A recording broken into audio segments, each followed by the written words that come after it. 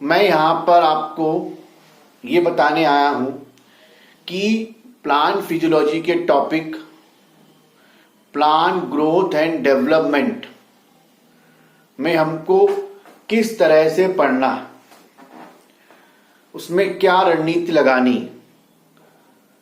तो वो चैप्टर थोड़ा सा कंफ्यूजिंग करता है। उस चैप्टर को पहले आप टॉपिक्स में, सब टॉपिक्स में डिवाइड कर लें। उसके सब टॉपिक्स में आता है ग्रोथ, ग्रोथ का मेजरमेंट, ग्राफ आते हैं, हार्मोन्स आते हैं, फोटोपीरियोडिज्म आता है और वनलाइजेशन आता है। तो सबसे पहले हम छोटे छोटे टॉपिक को ही कवर करें। तो छोटे टॉपिक में आ गया फोटोपीरियोडिज्म। फोटोपीरियोडिज्म में लॉन्ग डे प्लांट और शॉर्ट डे प्लांट है, डे न्यूट्रल प्लांट है।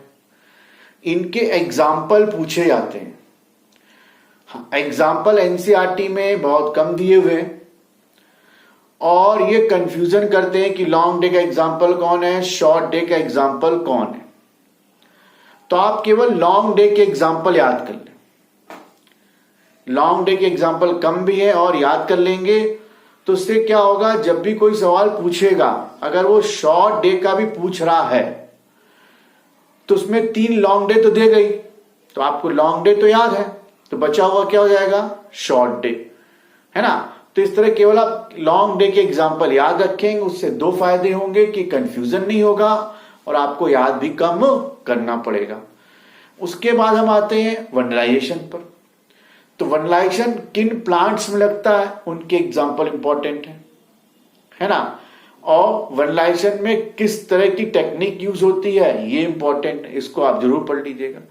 एनसीईआरटी के बाहर जाने की जरूरत नहीं है।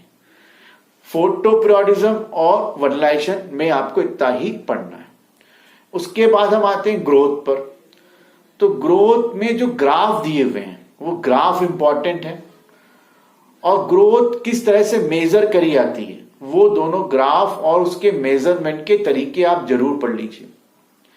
इसके अलावा एनसीईआरटी में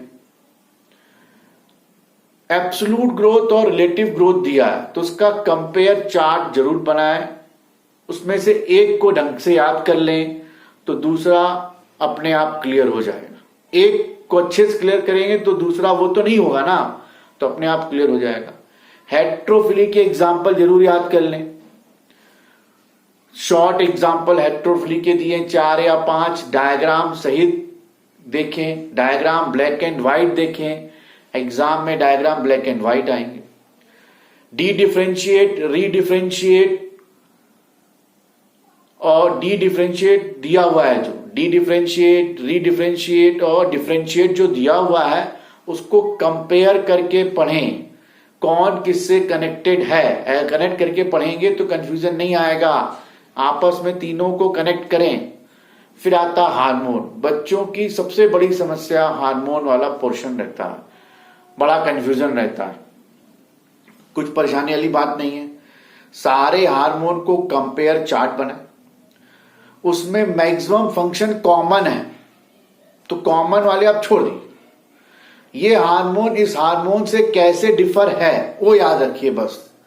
ये हार्मोन ऑक्सिन जिब्बेलिन से कैसे अलग है, जिब्बेलिन एबी से कैसे अलग, केवल इतना याद रखें, है ना। कुछ पॉइंट ऐसे हैं जो सारे हार्मोन करते हैं, पार्थिनोकार्पी लगभग सब कर रहे हैं, तो आपको कंफ्यूजन आता है कि सर किसको लगाएं। तो ऐसे डिस्प्यूटेड सवाल एग्जाम में नहीं पूछे जाएंगे। आप तो बस याद रखें कि ये हार्मोन इससे अलग अलग है और बाकी सारे कॉमन फंक्शन क्या है, सेम है। एक तरफ आप सारे उसके कैरेक्टर लिख लें, सीड डॉर्मेंसी, पार्थिनोकार्पी, फ्लावरिंग जो भी है, और यहाँ 4-5 हार्मोन लिख लें, ऑक्सिन, जिब्बेलिन, साइटोकाइन, एबीए, और उसको कॉमन कॉमन कैरेक्टर क्या कर लीजिए, टिक कर लीजिए।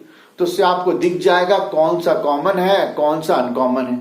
तो केवल जो अनकॉमन वाला पोर्शन है उसको आप अच्छे से याद रखें, रिलेट करें, हार्मोन को आपस में क्या करें, रिलेट करें, और एनसीईआरटी के अंदर से ही पढ़ें, उसके बाहर जाने की जरूरत नहीं। तो इस तरह ये चैप्टर आपका कंप्लीट हो जाएगा।